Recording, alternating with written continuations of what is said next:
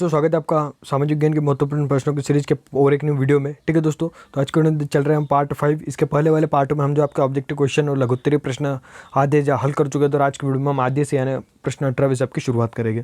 तो चलिए दोस्तों, वीडियो स्टार्ट करते हैं। सबसे पहले आपको प्रश्न 18 दिया हुआ है कि 1857 के स्वतंत्रता संग्राम का तत्कालिक कारण क्या था। ठीक है, यहाँ पर आपको पूछा गया कि भाई 1857 का स्वतंत्रता संग्राम जो हुआ था उसका भाई तात्कालिक कारण यहाँ पर आपको क्या था, मतलब उसका कारण क्या था, क्या हुआ था 1857 का स्वतंत्रता संग्राम। तो इसमें सिंपल से आपको लिख देना है बैरकपुर छावनी में।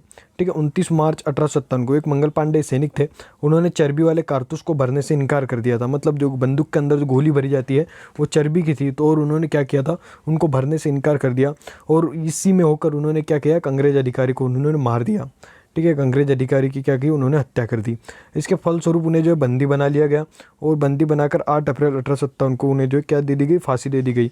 मंगल पांडे का बलिदान के कारण जो है, मंगल पांडे के बलिदान के कारण यही जो है 1857 के स्वतंत्रता संग्राम का तत्कालिक कारण बना। ठीक है दोस्तों, तो सिंपल से आपको लिख देना है कि 1857 का स्वतंत्रता संग्राम क्या है भाई। एक बैरकपुर छावनी में एक सैनिक थे मंगल पांडे, जिन्होंने चर्बी वाले कारतूस भरने से इनकार कर दिया। उन्होंने अंग्रेज अधिकारी की उसमें हत्या भी कर दी और फलस्वरूप उसे जो है बंदी बना लिया गया और उसे फांसी दे दी गई, जिससे जो है लोगों ने उत्तेजित होकर जो है आंदोलन किया। यही 1857 का स्वतंत्रता संग्राम का कारण बना।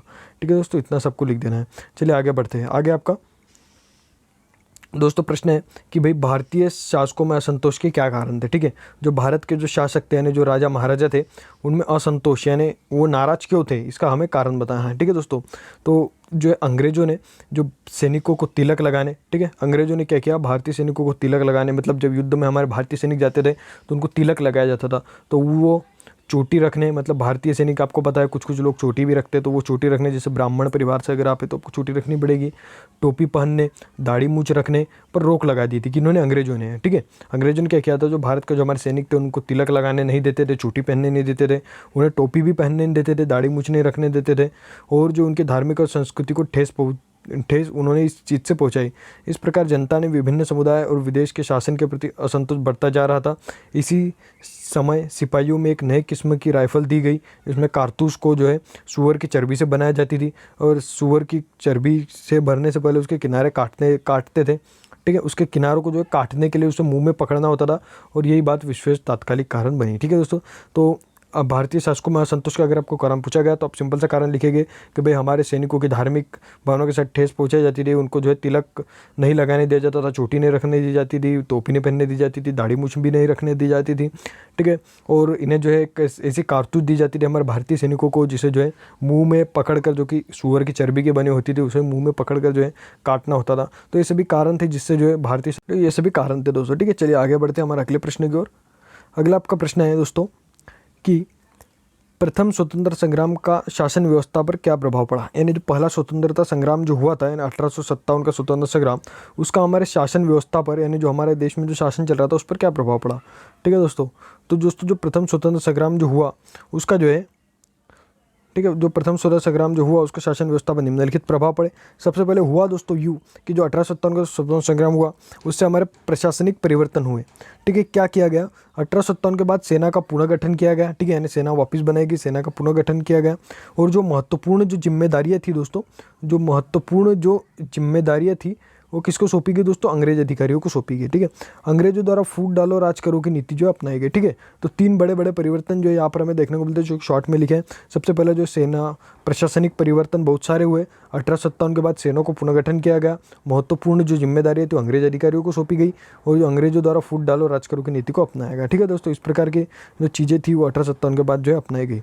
अगला दोस्तों आपका कि अंग्रेज शासनकाल में भारतीयों को नौकरी पाना क्यों कठिन था। ठीक है, यानी जब अंग्रेजों का शासन चल रहा था तब जो भारत के जो लोग थे उनको नौकरी पाना उनको नौकरी क्यों नहीं मिल रही थी। ठीक है, तो उसका कारण क्या था दोस्तों, अंग्रेज क्या करते थे, भारतीयों के प्रति भेदभाव रखते थे, अर्थात भारतीयों को वे अपने से निम्न समझते थे, इसलिए वे जो उनसे घृणा करते थे, संदेह की दृष्टि से देखते थे। प्रतिभाशाली शिक्षित व्यक्तियों को उच्च सरकारी पदों के योग्य नहीं समझा जाता था।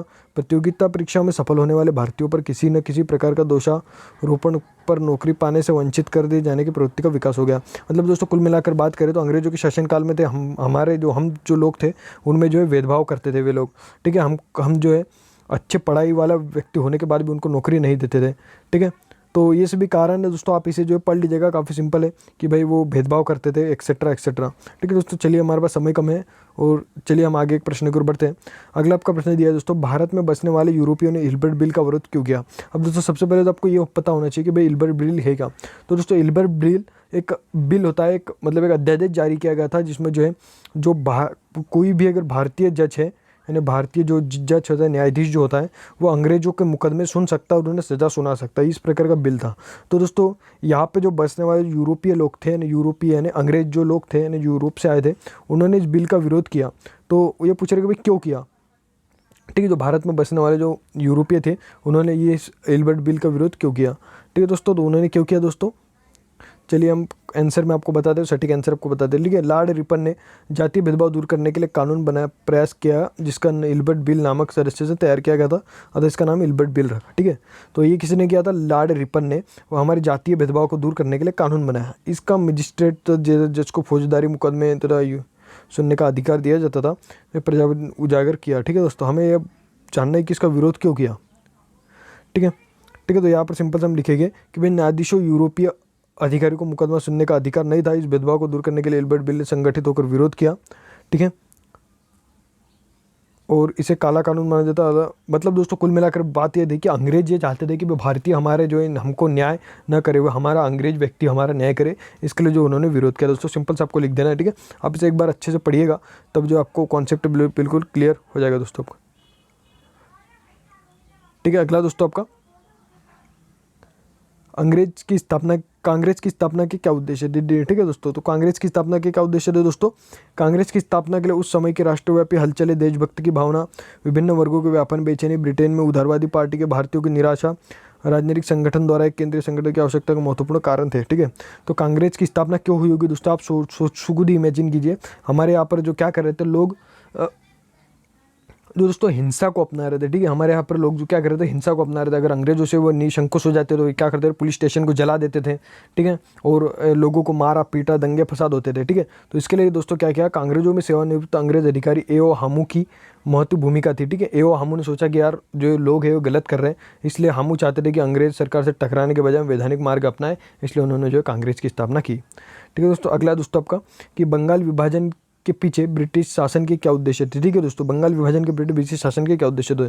तो दोस्तों इसके लिए मैं आपको यहाँ पर कॉन्सेप्ट समझा देता हूँ। ठीक है, बंगाल दोस्तों, वो बंगाल के जो एक तरफ जो पूर्वी क्षेत्र था, वहाँ पर जो अंग्रेज ज़्यादा थे। ठीक है, सॉरी अंग्रेज दोस्तों, मुस्लिम पक्ष ज़्यादा था, जबकि जो पश्चिम जो एरिया अगर माने तो पश्चिम में जो है हमारे हिंदू भाई बहन आगे थे, और यहाँ पर पश्चिम में मुस्लिम भाई बहन जो थे वो ज़्यादा थे। ठीक है, और अंग्रेज चाहते थे कि अगर हमने इसे तोड़ दिया बीच से।